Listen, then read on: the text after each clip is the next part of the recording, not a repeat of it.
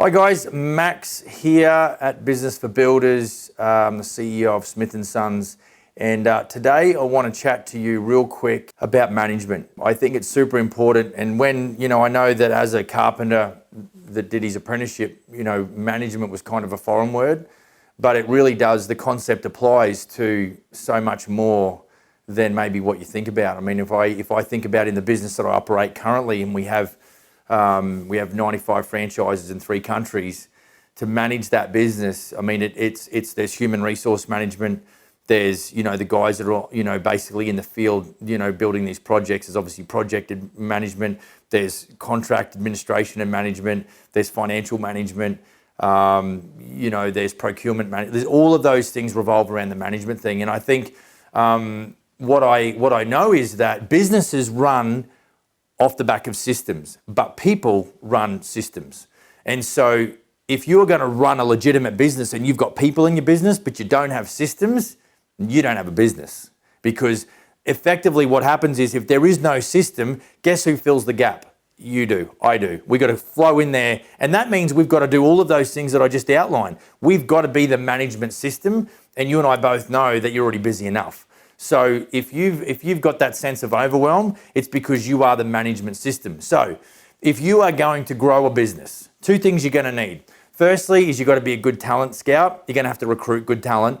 And the other thing is you've got to understand the power of culture in your business and the ability or the influence that good culture has on your bottom line. You might have a guy or a gal in your system or in your business right now that is a really good talent and they've got skills, but they've got a toxic attitude towards the business or other people in the business. They've got to go. They're not going to help you. So if it takes, for a business to run legitimately that needs, systemization, which we're going to talk a little bit about today, the people really have an influential part to play in that business system. And so what we want to think about is obviously the objective of the business and what it is that you do from a practical standpoint and how you can systemize that best. The other thing that systems do, other than organize the operations for human resources to work within, is that it gives you, the business owner, leverage. And as we get further on in another video, we'll talk a little bit about mastery, and that is where you really do run the business, not the business run you.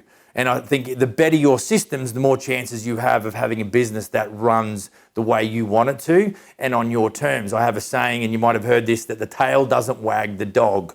If your business is running you, my friend, that is the tail wagging you, the dog. And you will not have a happy life, especially in your business life, if that's the case. So today we're going to talk about systems. Now, within management and systemization, really, where is it that you would use systems in your business? And my answer to that would be everywhere.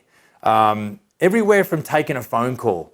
How is it that you systemize, even how do you systemize your marketing? We've talked about marketing in another video, but everything that you and I do as a general contractor must be systemized. We must have everything organized in such a way that the business operates fairly intuitively and on its own, or somebody is within that system and they understand what's got to happen. So if you've got good people in your business or you think they're good people and they're starting to let you down, I want to tell you right now, it's probably because you've set them up for failure. If you haven't given them the systems and you haven't given them the tools and the resources and the onboard training and the ongoing training and the reporting, all of that sort of stuff is super important. That is part of your system. Again, so you're standing there and you might be a framing contractor, you're a renovation general contractor, or whatever you do. Your blood will be draining out of your head right now, because I'm telling you right now, for me to design systems, it does take time. And I understand that it's like, yeah, Max, good idea, but buddy, I just got to go build shit. And I'm like, I get it. I'm not arguing with you. What I have here is our franchise operations file. This is a live document. This is not a manual. We don't cook hamburgers at Smith & Sons. We are general contractors. And therefore, I collaborate, and this is where we talk about mentoring. I collaborate lots and lots with my GCs, even as a general contractor. And I got my builder's license 10 years ago. I got my carpentry credentials in 1993, right? So it's fair to say that shit's changed a lot since then. So it's up to me to maintain relativity to the marketplace and understand what these GCs are going through on a daily basis. Because if I don't, I lose my relevancy, and then I'm rendered ineffective because I'm not, I'm not relevant to the marketplace.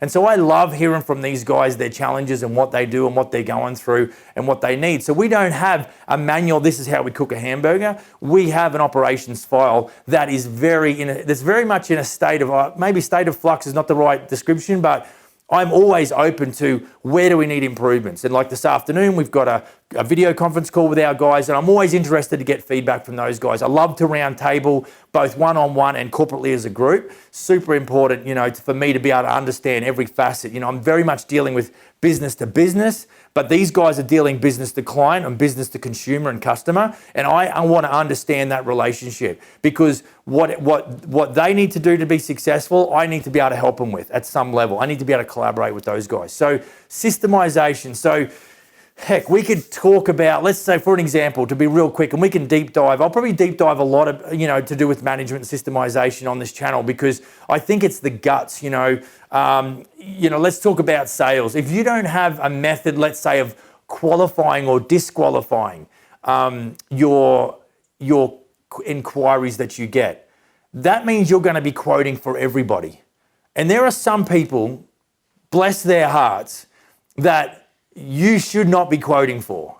You should say this to them: we're unable to provide a bid for your project. The end. You don't have to give a quote to everybody that calls you. You understand that. I'm sure you do. But it's just those sorts of things. Your attitude towards systemization has got to be, we have a system, we work the system. If it doesn't fall into the system, then it gets excluded, it gets disqualified. So when I have customers ring our head office, and this is a call center for our franchised organization, I want to ask them a little bit about what they're doing and what they want. What does their project require? And sometimes they're very coy, and you've probably had this as well. But there's definitely there's questions are the answers, guys and gals. That's what I want you to take away from today. Part of that system is ask the questions, because if there is questions, there's probably answers that you're going to get that's going to help you systemize your business. But certainly when you're talking to a brand new customer on the phone, you want to have, some understanding of where they're at and what they want, of course. But, the system for you might be, I'll take your details and I'll book a half an hour meeting and I'll come out and see you. Then you've got to have a system when you do a site visit. And so really in this operations file, it's really all about like infographics, schematics, checklists, and scripts. That is all systems. And I know a lot of my guys say, if I was to try and design this, I would not make any money. And look, there's the power in what we do. Like I've said before, you either go and sort it out yourself with trial and terror, or you go and get a coach or a consultant, which is a good option if you want to build your own brand. The other option is to join with a company or a corporation like Smith & Sons that has done all of that heavy lifting for you going forward. So, but what I want to talk to is what you want to do for your business, and systemizing and creating management systems within your business is of paramount importance. Because if you don't have some sort of methodology around what you do according to the service that you provide, then how can you measure that? Like, if you can't measure something, you can't manage it. So if you're not counting how many leads that your marketing system is bringing in, and then you're not counting how many quotes you're providing, and then you're not understanding your bid to win ratio, and then you're not understanding your customer acquisition cost, I don't know. I don't know what you're doing. But I think sometimes we tend to sort of rely on more desperation to create activity in our business. Rather, what I would like to think is that we are deliberate. We are not desperate. And so I think what we've done, we've really formalized a systemized approach to general contracting at Smith & Sons. And the guys that are in the ecosystem, and there's over 95 in 3 countries, that's a pretty strong testimony to the power of the system. And ultimately, it is the systems, the tools, the resources, the mentoring and the coaching that all comes and combines, along with an international brand that's been around for over 10 years. It's all I know. I'm super passionate about this. And I know that, if I can give you some insight into what we do, I can't give you everything. It's just super impossible, because a lot of what we do is we get guys and gals in the business, and it's over time that we demonstrate to these guys and gals, because you will come into the business with all these predetermined and preset attitudes towards how things should be done. And I might, I've definitely done this, rattled the cages of the guys and said, that shit doesn't work. That's broken. You need to get rid of that. And they're like, what? That's what I've always done. And I'm like, well, you've always done that and you're going to continue to get the same result. That now goes back to a mindset issue. Change is not easy, but in most cases, you know, success lies outside your comfort zone. That's more about mindset as well. So systemizing is painful. It can be done.